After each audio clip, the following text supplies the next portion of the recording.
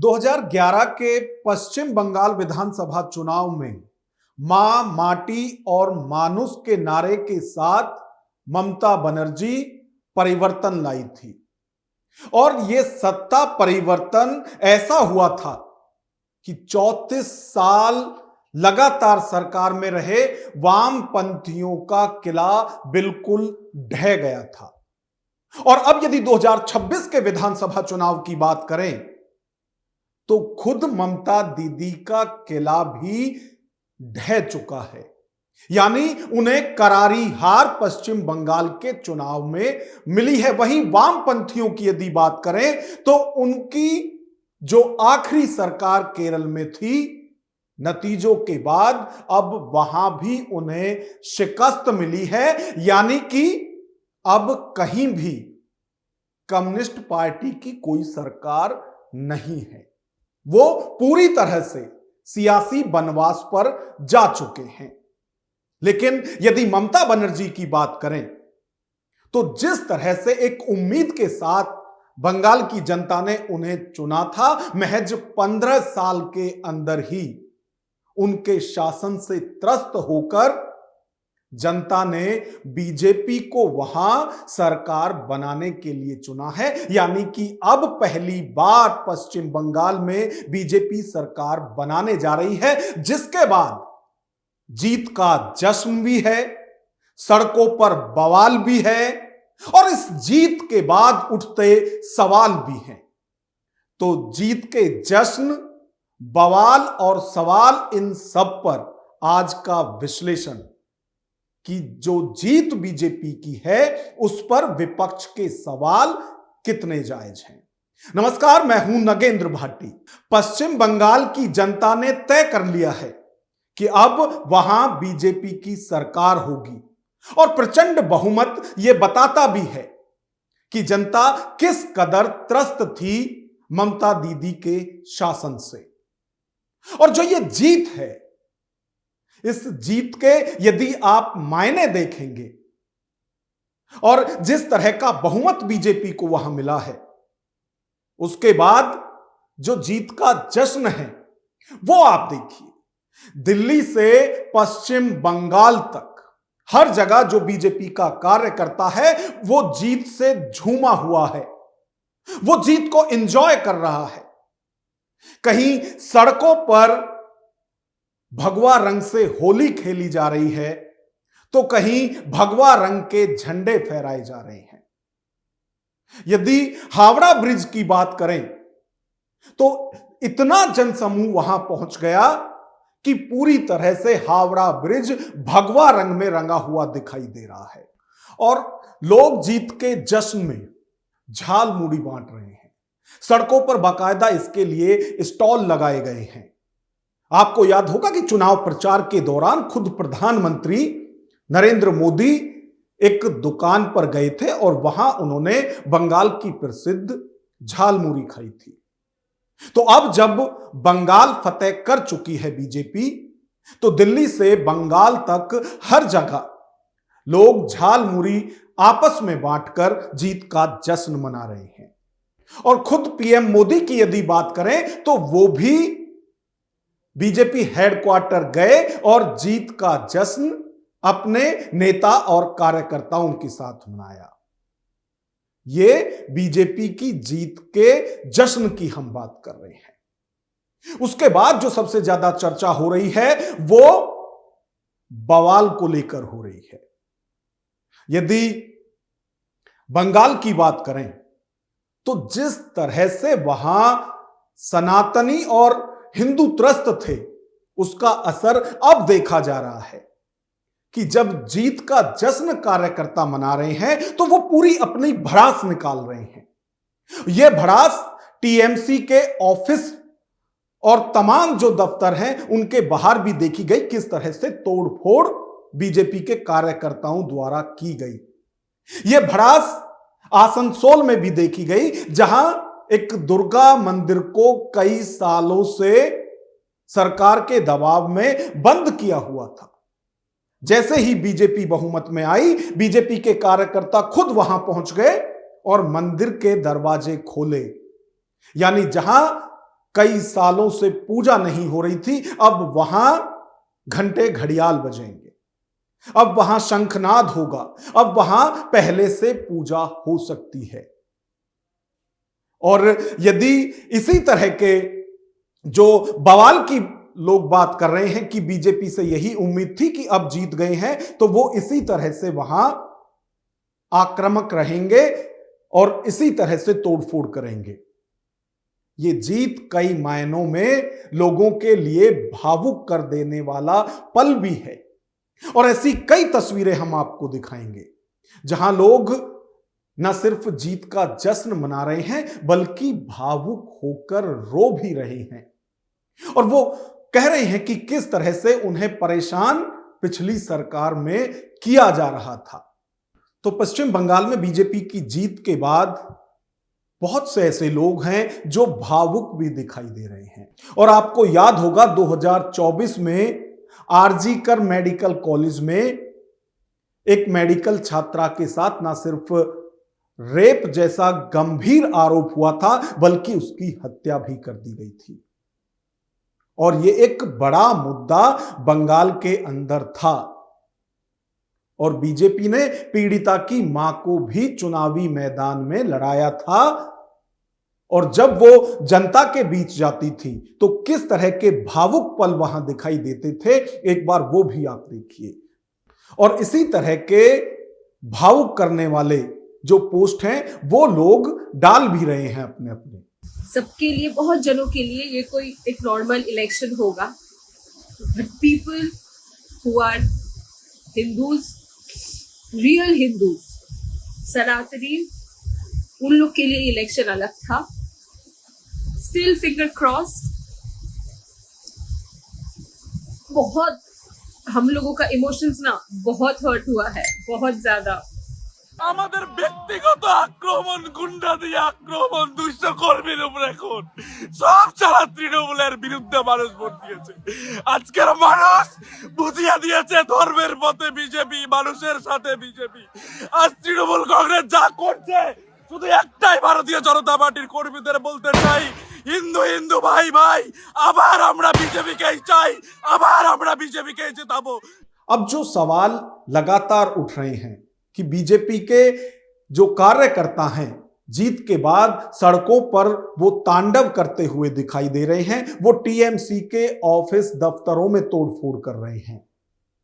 तो जब अपने कार्यकर्ताओं के बीच जीत का जश्न मनाने के लिए पीएम मोदी आए थे हेडक्वार्टर, तो उस वक्त उनकी तरफ से यही कहा गया था कि बंगाल का चुनाव पहली बार ऐसा देखा गया है जो शांतिपूर्ण हुआ है, जहां किसी भी तरह से किसी निर्दोष की मौत नहीं हुई है।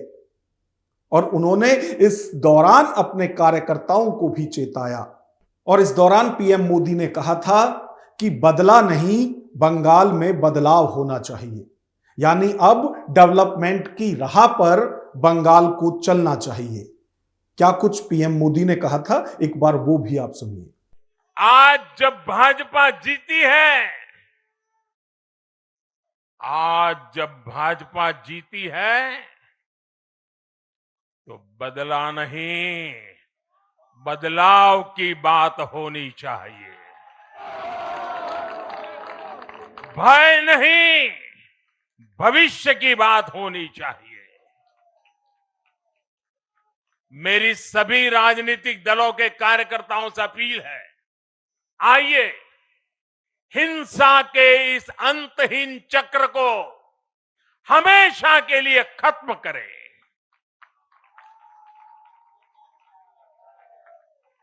किसने किसे वोट दिया, किसे नहीं दिया, उससे ऊपर उठकर बंगाल की सेवा के लिए काम करें। तो एक तरफ जहां पीएम मोदी कह रहे थे कि बंगाल का चुनाव पहली बार शांतिपूर्ण हुआ है, जहां किसी भी तरह से किसी निर्दोष की हत्या नहीं हुई है या किसी को जान नहीं गंवानी पड़ी है, वहीं विपक्ष के जो नेता हैं वो लगातार सवाल उठा रहे हैं इस जीत पर। और आम आदमी पार्टी के नेता और सांसद संजय सिंह की यदि बात करें तो वो कह रहे हैं कि बंगाल चुनाव में 2.5 लाख से ज्यादा सुरक्षा कर्मियों को भेजा गया था। इतनी आर्मी तो अमेरिका ने ईरान युद्ध में भी नहीं लगा रखी है, वहां भी बस 50,000 जो सेना के जवान हैं वो लगे हुए हैं। क्या कुछ संजय सिंह कह रहे हैं, एक बार वो भी आप सुनिए। 2.5 लाख सुरक्षा बल लगाए गए। कल्पना कीजिए, अमेरिका ईरान से लड़ने के लिए 50,000 सैनिकों का इस्तेमाल करता है और भारत की मोदी जी की सरकार ममता बनर्जी से लड़ने के लिए 2.5 लाख सैनिकों का इस्तेमाल करती है। इतनी बड़ी दुश्मनी ये निभाई जा रही है। बंगाल में बीजेपी की जीत पर सिर्फ संजय सिंह ही सवाल उठा रहे हो ऐसा नहीं है, बल्कि विपक्ष के नेताओं की एक लंबी फहरिस्त है जिसमें वो इस पूरी जीत पर सवाल उठा रहे हैं। खुद ममता बनर्जी की यदि बात करें तो वो भी कह रही हैं कि ये चुनाव नैतिकता के साथ नहीं जीता गया है, इस चुनाव में वोटों की लूट हुई है और उनके 100 से ज्यादा जो सीट हैं उनको जबरन हराया गया है। क्या कुछ ममता बनर्जी कह रही हैं, एक बार वो भी आप सुनिए।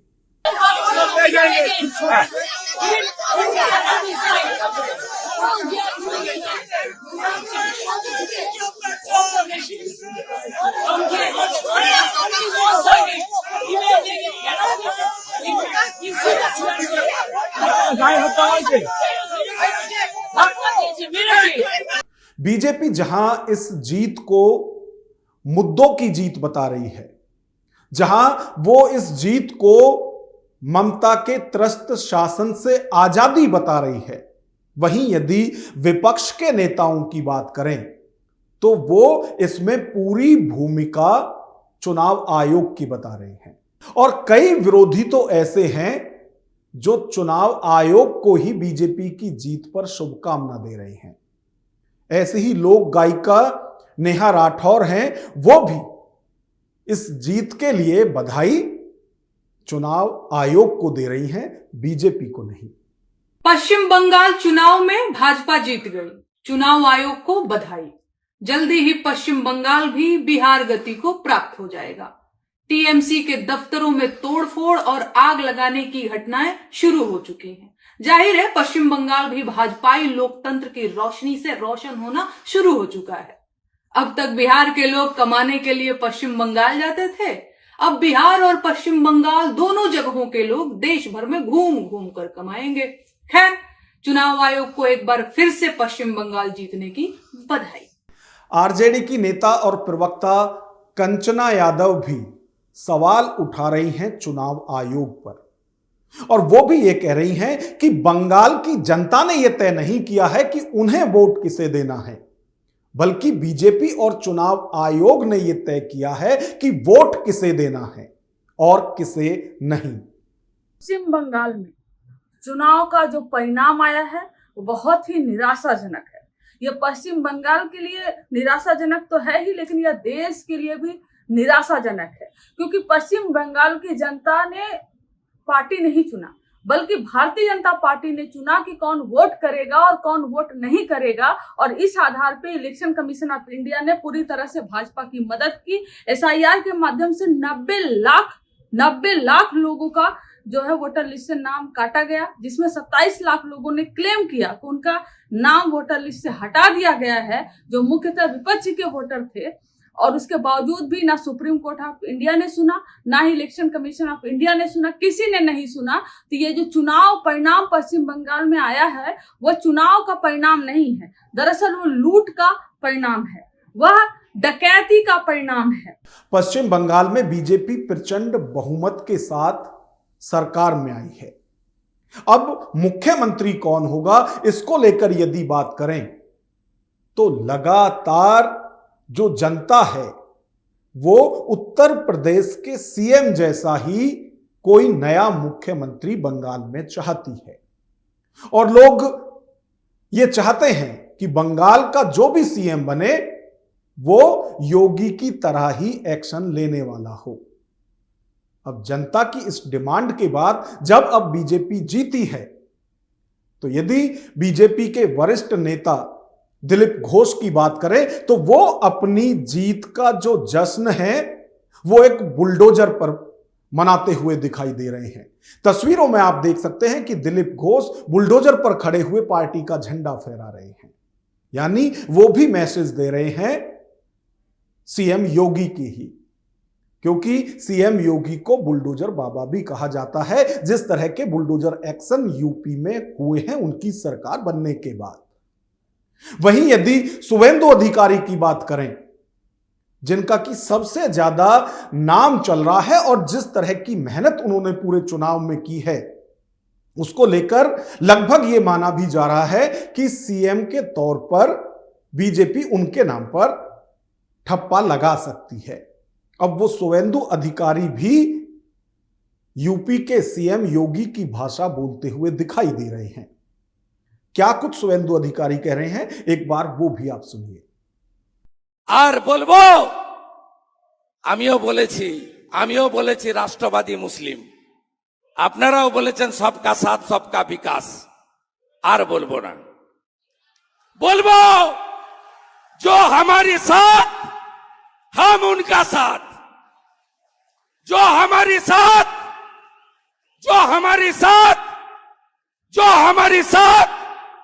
हम उनका साथ, सबका साथ सबका विकास। बंद करो नो नीड संख्यालघु मोर्चा। ভালো থাকুন। জয় শ্রীরাম, জয় শ্রীরাম, জয় শ্রীরাম। अब यदि विपक्ष की बात करें तो वो पश्चिम बंगाल की हार को पचा नहीं पा रहे हैं, और जिस तरह से यह कहा जा रहा है कि बीजेपी की पूरी जीत जो एसआईआर बंगाल में हुआ था उसने तय की है, चाहे खुद ममता बनर्जी हो या विपक्ष के जो दूसरे नेता सवाल उठा रहे हैं बीजेपी की जीत पर, वो सब इसमें चुनाव आयोग की भूमिका ही बता रहे हैं। वहीं यदि शुभेंदु अधिकारी की बात करें तो वो ये कह रहे हैं कि जब बंगाल में एसआईआर हो रहा था, जब फाइनल लिस्ट आई, उसके बाद जब चुनाव हुआ, चुनाव प्रचार में भी ममता बनर्जी की यदि बात करें तो वो अपनी जीत का दावा कर रही थी, और अब जब वो चुनाव हार गई हैं तो इसका ठीकरा चुनाव आयोग पर फोड़ा जा रहा है। शब्द का इस्तेमाल वो बोलने लगी, चाहे वो बोलने दीजिए। हारने का बाद बहुत बोलता है, हारने का पहले तो नहीं बोला। एसआईआर के खिलाफ बोला, फाइनल वोटर लिस्ट निकला, वही वोटर लिस्ट के ऊपर चुनाव लड़ा, कैंपेन किया। कैंपेन के दौरान बोल रहा है हम लोग आ रहा है। एग्जिट पोल आया, बोले एग्जिट पोल झूठा है। काउंटिंग सेंटर में गया, जब हारने लग गया तब बोला ये मीठा नहीं है। बहुत सारे लोग हैं, सिर्फ जो विपक्षी पार्टी है वही नहीं, बल्कि और भी बहुत सारे लोग हैं जो ये सवाल उठा रहे हैं कि बीजेपी को इतना प्रचंड बहुमत बंगाल में आखिर क्यों मिला। तो इसके पीछे कई छोटे छोटे फैक्टर हैं, जब वो एक साथ मिले तो वो चुनाव के परिणामों में बदल गए, जो बीजेपी के फेवर में गए और ममता बनर्जी के खिलाफ। 2024 में आरजीकर मेडिकल कॉलेज में जिस तरह से एक मेडिकल छात्रा के साथ न सिर्फ यौन शोषण हुआ बल्कि उसकी हत्या कर दी गई, उसके बाद पूरे बंगाल में आक्रोश दिखाई दिया। जब ममता बनर्जी जय श्री राम के नारे लगाने वालों को कहती थी कि उनकी खाल खिंचवा ली जाएगी, वहीं जो इस्लाम को मानने वाले हैं उनको पूरी छूट यह कहकर दे दी गई थी कि ये दुधारू गाय हैं, यदि लात भी मारेंगे तो वो सहनी पड़ेगी। जब दुर्गा पंडाल नहीं लगाने दिए गए पूजा के लिए और दूसरी तरफ पूरी छूट दी जा रही थी, जब बंगाल में बाबरी मस्जिद की नींव रखी जा रही थी और लाखों की तादाद में लोग वहां पहुंच रहे थे, वो आक्रोश लोगों ने वोट डालते टाइम अपना दिखाया, जिसके चलते हुए ही शायद इस तरह के परिणाम आए हैं जो आज विरोधियों को एक तरफा लग रहे हैं। तो पश्चिम बंगाल में 34 साल का वाम दलों का जो साम्राज्य था 2011 में ममता दीदी ने उस साम्राज्य को खत्म किया था, लेकिन वो खुद भी 15 साल में ही लोगों से दूरी बना गई। या ये कहिए कि 2011 में जिस तरह के नारे उनके समर्थन में लग रहे थे, वैसे नारे 2026 आते आते बीजेपी के समर्थन में लगने लगे। तो ये बहुत सारे छोटे छोटे फैक्टर ऐसे थे जो चुनावी परिणाम बदलने में कामयाब हुए या सफल हुई बीजेपी इन सब के पीछे। अब इस पूरी खबर पर आपकी क्या राय है, कमेंट बॉक्स में हमें जरूर बताएं। यदि वीडियो पसंद आई हो तो लाइक करें और इसी तरह की वीडियो देखने के लिए हमारे चैनल को सब्सक्राइब करें। नमस्कार।